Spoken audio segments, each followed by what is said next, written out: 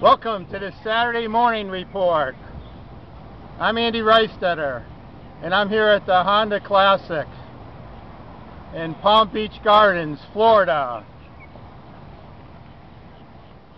The Honda Classic is advertised as 18 holes of refined sport and raucous celebration. The PGA National and Spa and Resort is open to public partying during tournament week, with on-site concerts complemented by fireworks on Friday and Saturday night. The Honda Classic is true to its proclamations. For the golf fans, the Honda Classic at the PGA National is one of the most fun stops on the PGA Tour.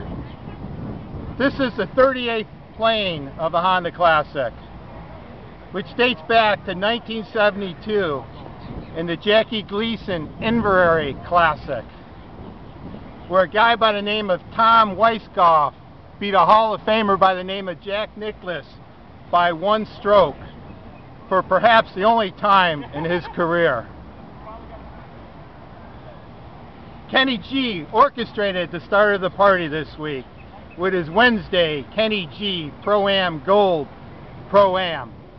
This year, he played with the legendary Jack Nicklaus, Dan Marino, and MVP of the Super Bowl, Drew Brees of the onward marching New Orleans Saints.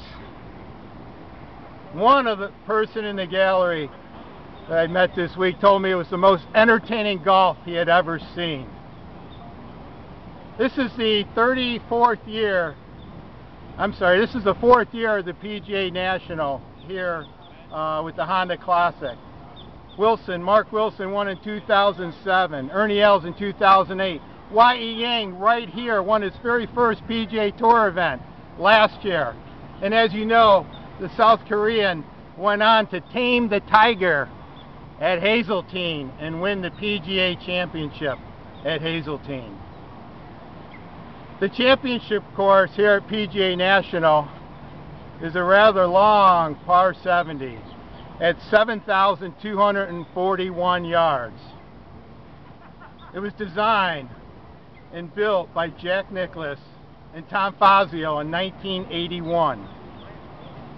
For amateurs, it's a par 72. The pros play 2 par 5s, the 6th hole at 479 yards, and the 10th hole at 508 yards. The pros play them as par 4s.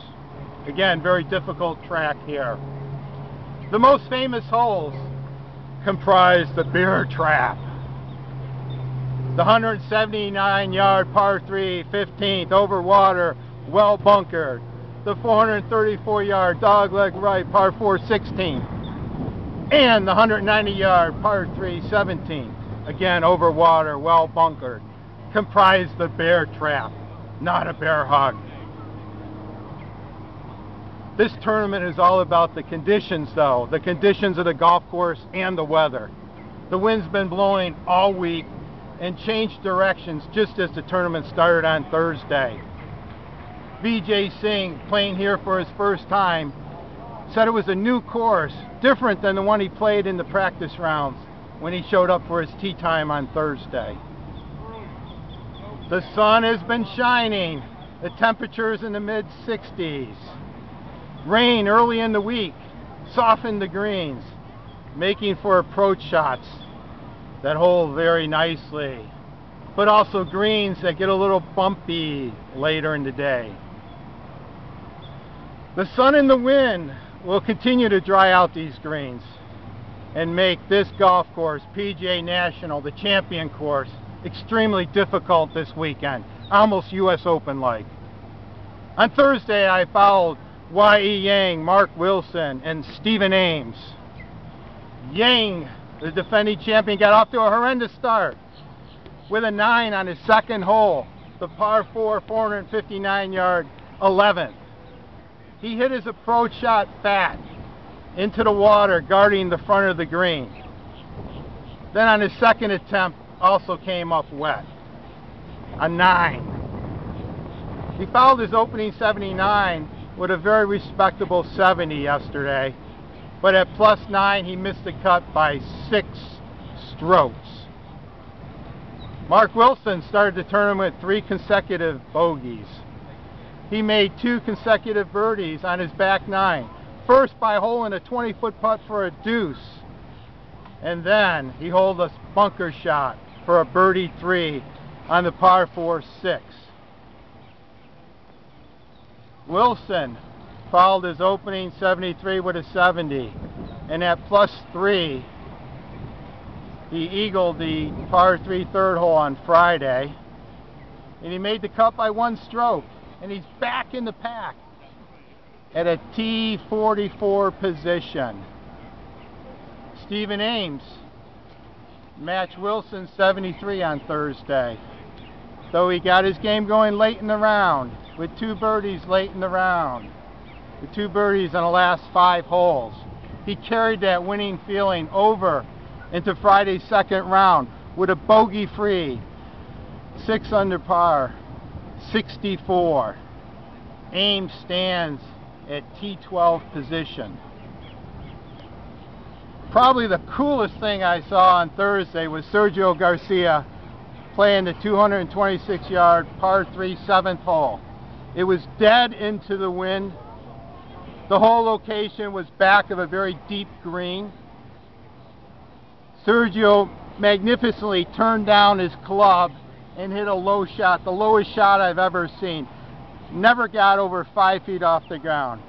In fact, I think it got wet going through the fountain midway to the green. He masterfully ran it up through the 2 bunkers in front. Though it rolled through the green, he got it up and down for a very respectable par 3. Friday, in the second round, I fouled the first round leader Nathan Green, Vijay Singh, and a struggling Padraig Harrington. The Aussie Green, who felt beneath himself playing with Singh and Harrington, who each hold 3 major titles each. Green rose to the occasion though with a 66 on Thursday to take the first round lead. Though he birdied number 3, he started making par after par on Friday, which isn't all that bad here at PGA National. So when you walk that par tightrope for so long, it's only a matter of time before you fall off. Green made a great 12-footer on 10 to save par. But then, after struggling a little bit, he ended the par streak when he finally missed a 12-footer on 16 after being bunkered. His even par round of 70 still keeps him in the mix for the weekend in a T5 position. Harrington had only 1 birdie to go with 2 bogeys in each of his first 2 rounds. His pair of 71s has him at T47 position. He did rally to make the cut by hitting a miraculous 5-iron on 16 that almost rolled into the cup. And more importantly, he made the tester coming back for a deuce. Padraig Harrington just could not putt all day long. He missed 3 other birdie putts within 10 feet,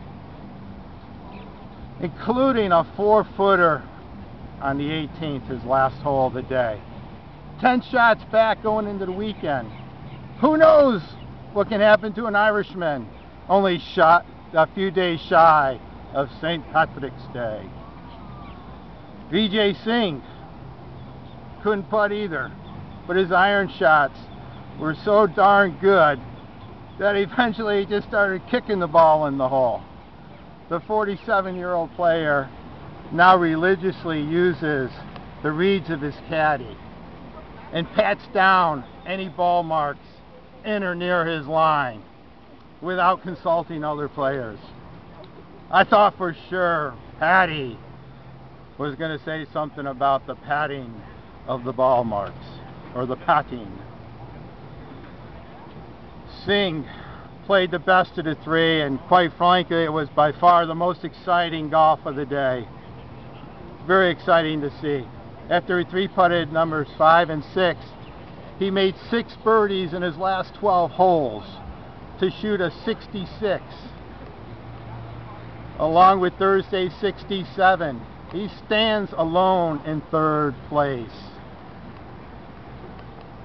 The most exciting thing I saw on Friday was VJ missing a 4-footer on 16 for birdie, and then the next hole, 17, a difficult par 3, he makes a bomb of 65 feet for a deuce, unconscious. VJ, c'est la vie. When the score is good, who cares? Who cares how or when they go in, as long as they go in. The cut came at +3 with 74 players advancing to the weekend. And it's going to be a beautiful week here at PGA National. PGA National is holding its own with a cumulative scoring average of 71.7, almost 2 full strokes over par for these world-class golfers. 2 young guns, Camilo Villegas and AK Anthony Kim, top the leaderboard and go off in the final twosome at 1:40 p.m. today.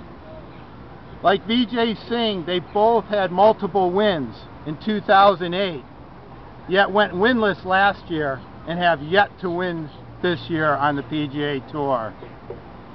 But Villegas is knocking on the door the hardest of the 3, with 2 top 10s in his first 2 starts this year.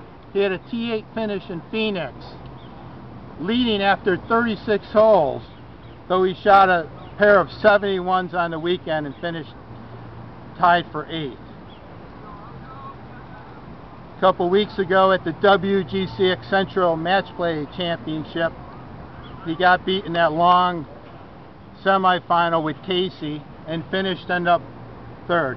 Anthony Kim has made 13 birdies this week. Remember the 2nd round of the Masters last year when he sent the record of 11 birdies? Maybe we'll see another birdie burst out of the AK gun over the weekend here at the Honda Classic. Well, I'm always looking for new material for my exclusive series, Corporate Leadership, inspired by the game of golf. And I found some right here this week at the Honda Classic. Graham McDowell on 18, trying to hit a ball submerged in the water. As he was just taking his club back, he noticed a little ripple.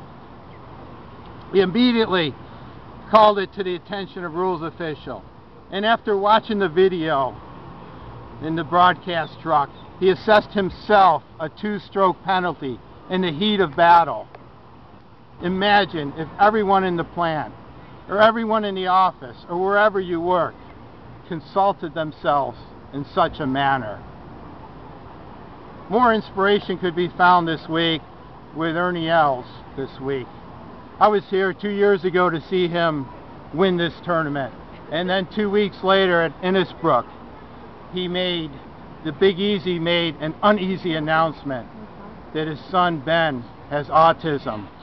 Els and his wife Lizo founded the Ernie Els Autism Foundation in 2009 and are seeking $30 million in capital to build the Ernie Els Center for Excellence, which will conduct research and provide education and therapy for autistic children.